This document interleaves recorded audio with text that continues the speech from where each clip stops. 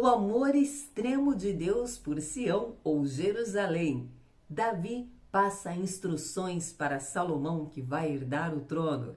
E o apóstolo Paulo abre mão de sua liberdade e até de sua vida por amor ao Evangelho. Olá, eu sou a Solange Lima e este é o estudo das Escrituras. No livro de Crônicas, estamos acompanhando toda a ordem que Davi está colocando no reino para passar o trono para Salomão. E hoje vemos que Davi separou juízes e também o exército. Dentro dessas escolhas de Davi, ele separou por grupos, por pessoas, colocou os chefes e tem os nomes dos valentes, chamados valentes de Davi, que nós lemos no livro de 1ª, 2ª Samuel, lemos em Reis. Tem os turnos em que eram feitas as trocas dos homens do exército de Davi e cada grupo tinha responsabilidades específicas. Tinham os que cuidavam do rei, dos interesses do rei, tinham os que cuidavam de partes administrativas, de coisas externas, do tesouro. Tudo era muito bem organizado, mas o destaque de hoje na leitura de Crônicas é o conselho que Davi dá a Salomão. Davi reuniu todos os chefes de tribo, os guerreiros, os valentes, os chefes do exército,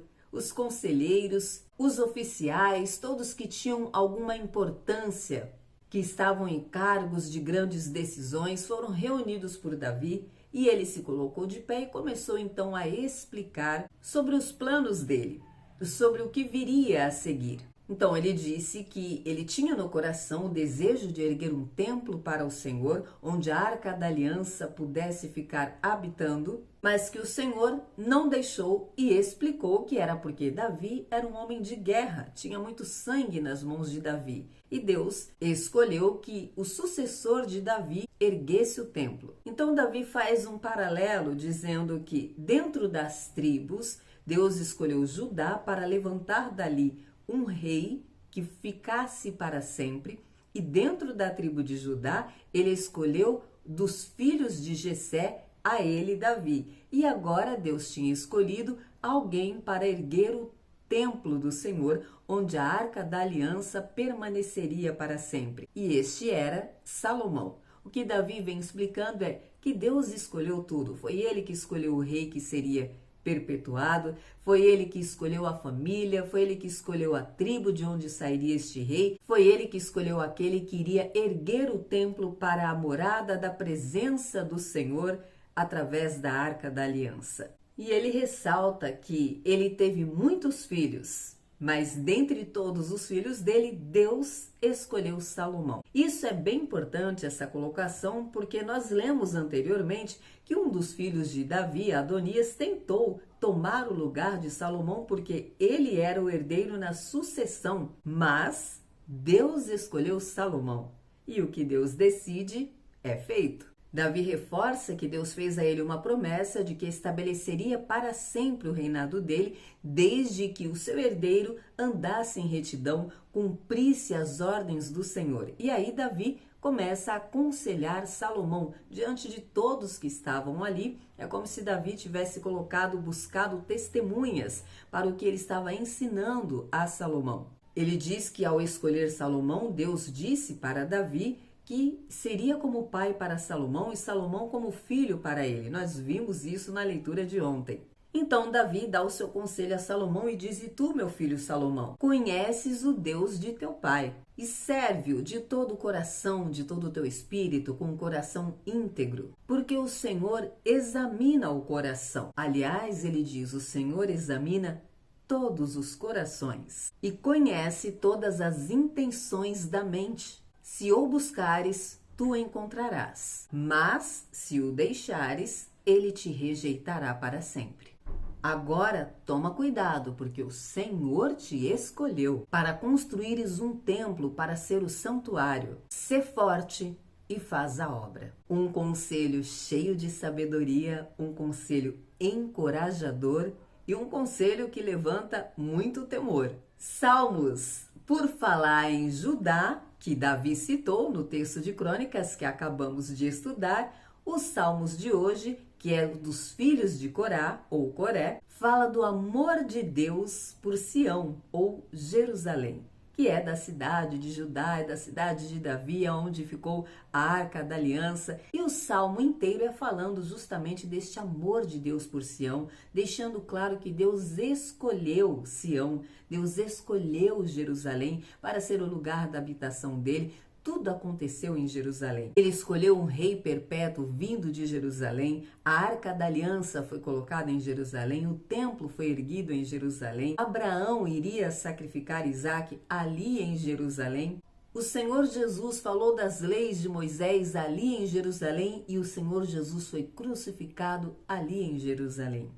E Jerusalém é a cidade do Senhor. Sião, porque havia um monte chamado Sião, muito famoso em Jerusalém. E então chamava-se Jerusalém também de Sião. O livro de Apocalipse fala muito sobre Sião, porque Jerusalém é, no contexto espiritual, a morada do Senhor, é para onde iremos, é onde iremos habitar, é a Sião do Senhor. E neste salmo, o salmista fala de um contexto onde pessoas que não eram originais de Judá, que não eram filhos, herdeiros de Israel, mas que ainda assim foram trazidos para Jerusalém, foram acolhidos pelo Senhor estando na cidade de Jerusalém. O que aponta para nós, chamados gentios, ou seja, aqueles que não conheciam o Senhor Jesus, que não conheciam o poder de Deus e foram alcançados pela graça, pelo Evangelho de Cristo, foram salvos, libertos. E para você que quer ser um habitante de Sião,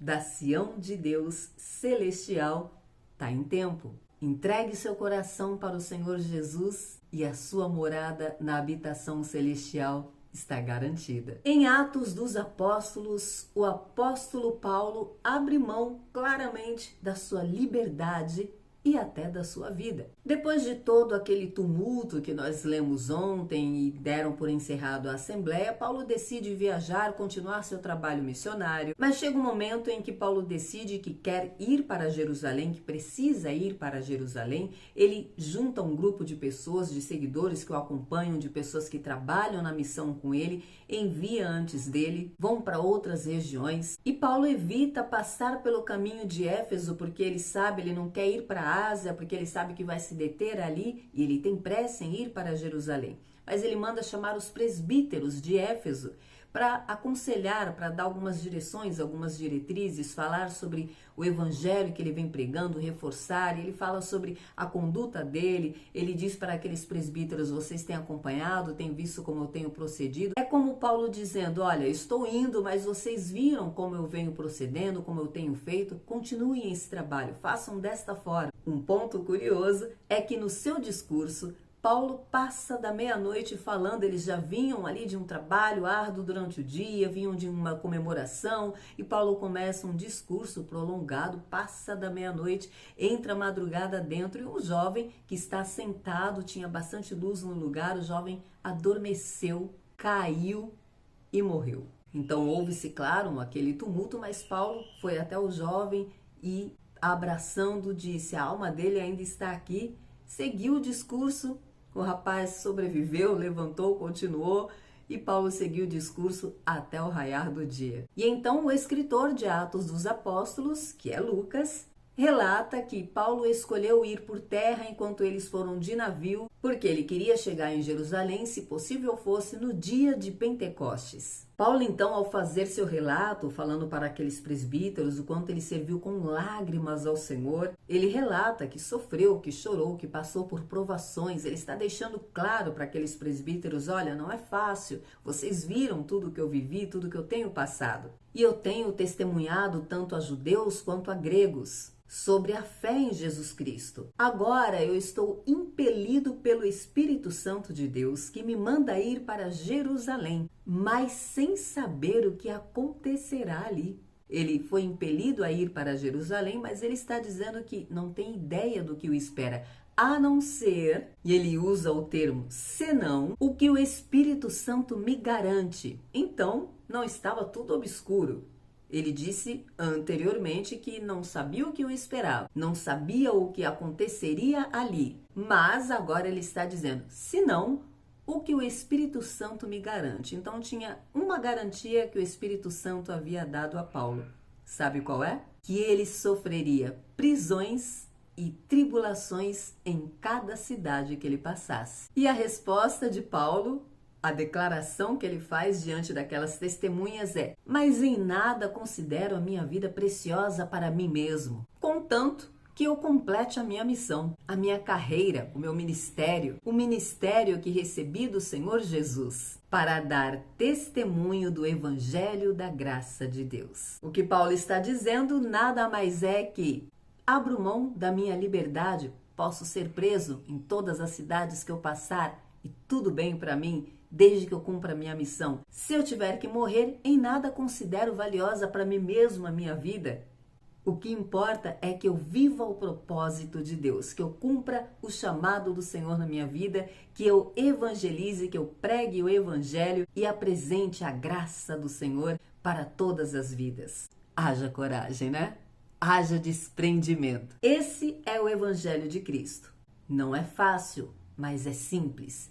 A simplicidade de amar. É por amor a Deus.